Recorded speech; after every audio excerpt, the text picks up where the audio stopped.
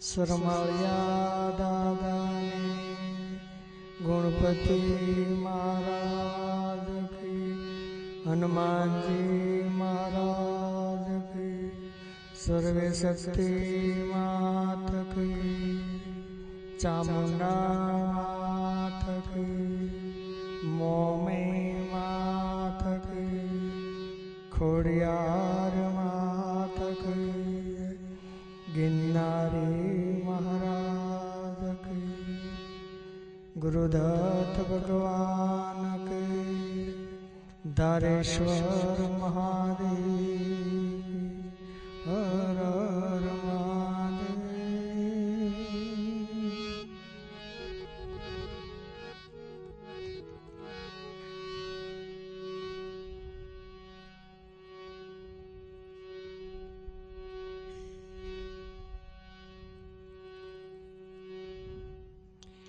कोई जीवात्मा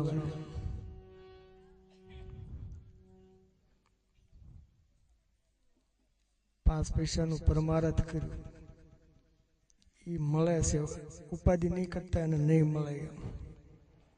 સાધુ ગાંડા નથી થઈ ગયા. સંતો મરણ તિથિ ઉજવે છે, ભગવાન જન્મ તિથિ ઉજવે છે. જ્યાં જીવ જાય ને એ જીવને મળી જાય છે.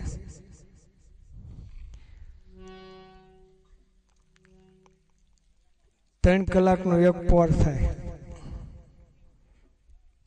હમણાં ઓલા ભાઈ કહ્યું ને, હું તો ભરવાને હાલી પાણી, કોઈ બોલાવે સદગુરુ જ્ઞાની. ઈંગલા પિંગલાનો માર્ગ મિલી, સૂક્ષ્મના માર્ગે જવાય નહીં. જો ગુરુ ગમ હોય તો ખબર પડે સૂક્ષ્મના માર્ગ કોને કહેવાય, ઈંગલા માર્ગ કોને કહેવાય, પિંગલા માર્ગ કોને કહેવાય. એ ઈંગલા નાડી આળપવા હાલે એટલે ઈંગલા કહેવાય, આણપા હાલે એટલે પિંગલા કહેવાય. વશમાં બે નાડી હાલે એટલે સૂક્ષ્મણા કહેવાય. 24 કલાક સૂક્ષ્મણા હાલે એટલે માણસ મરી જાય. અને હાલવા મળે અને જો સૂક્ષ્મણા નાડી ચાલુ થઈ ગઈ તો ગમે ને એને અથડાઈ જાય, ગમે ને અથડાઈ જાય, ગમે ને પડે કાં મરે, ગમે થાય. સૂક્ષ્મણા નાડી એક ભજન કરવા માટે જ છે, એ કાળનું સ્વરૂપ છે. બે નાકોરામાં જે સુવાસા હાલે એને સૂક્ષ્મણા નાડી કહેવાય. અને એ સૂક્ષ્મણા નાડી 12 સુવાસા લઈને 24 કલાક 21,600 સુવાસામાં એ 12 સુવાસા લઈને 9 વખત આવે છે. 12 લઈને 12 નવા 6800 એટલે 108 માળા. આ માળા નહીં, તુલસી તુલસી ક્યાં કરો, તુલસી વન કા લાકડા હે. 5 ઇન્દ્રિયોને કોઈ વશ કરો તો આપ બન જાઓ તુલસીદાસ. ગુરુનો મહિમા બહુ મોટો છે. હવે તમને સમજાવવું તો બહુ મુશ્કેલ છે.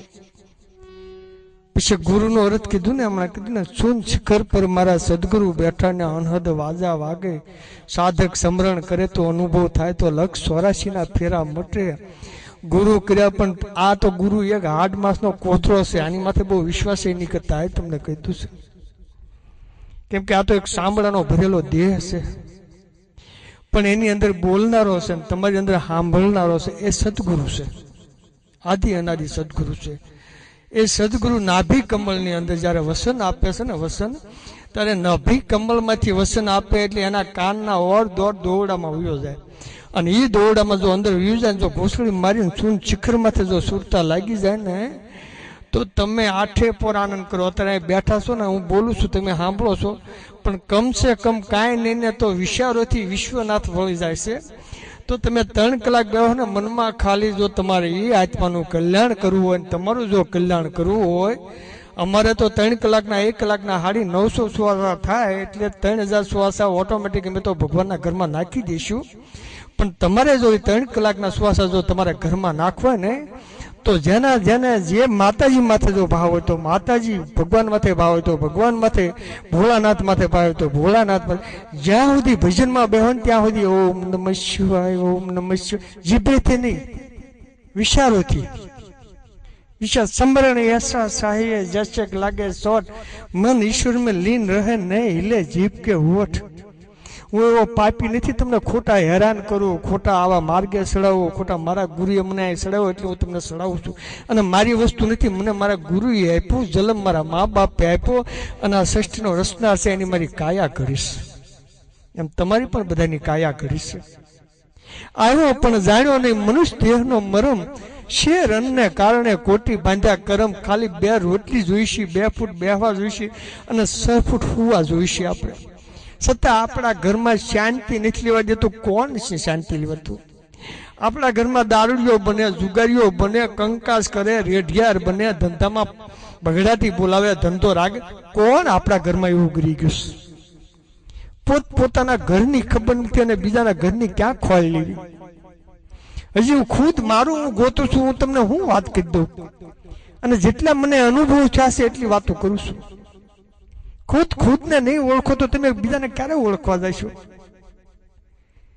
કેમ કે સદગુરુનો અર્થ એમ થાય કે ગુરુ કર્યા પછી તમારામાંથી ગુણ ન જાગે અને તમારા સદગુરુ અવિવેક જીવન બનાવે, અવિવેક હાલવા મળે, અવિવેક એનું ધંધા કરે, અવિવેક જે વયો જાય તે માનવાનું કે મારા ગુરુ કર્યા પણ મારા શૂન્ય શિખર માથે ગુરુ નથી જાગ્યો. જો શૂન્ય શિખર માથે ગુરુ જાગ્યો ને તો મારી સૂરી માયા બને, અસુરી માયા ન બને. કેમ કે સૂરી અને અસુરી 2 પ્રકારની માયા હોય. સૂરી માયા છે તમને ઘરમાં શાંતિ આપે, અસુરી માયા છે તમને અશાંતિ આપે, અમુક લઈને જાય. એમ તમારું જીવન તમે જોઈ જોજો, સૂરી જીવન આવે છે કે અસુરી જીવન આવે છે. ને કોઈના બાપની તાકાત નહીં તમારા કોઈ 10 રૂપિયા ખાઈએ કે હું લખી દઉં લાવો, પણ કાં તમારું જીવન અસુરી બન્યું છે અને કાં તમારા ઘરમાં માયા અસુરી આવી છે અને કાં તમારા અસુરી વિચારો ચાલે છે. મેં જેવા હતા ને એવા મેં ધંધો કર્યો, 12 વર્ષ ધંધો કર્યો. હું 7 ગાડી આપતો. મેં ઈંટનો ધંધો કર્યો, હું કઈ એવો નથી. અને એક જીવનમાં એક જન્મની અંદર મેં તમારી ભેગો રમેલો છું. આ કહી દઉં છું. મેં અગાઉ આશ્રમ બનાવે પહેલા કીધું હતું કે આ બાજુથી આમ આવશે, આ બાજુથી આમ આવશે, તે આશ્રમ ઉપર છે, જેના છે એના મળશે. મને બધી ખબર પડે છે કે ઈંટમાં શું થાય એવું નથી.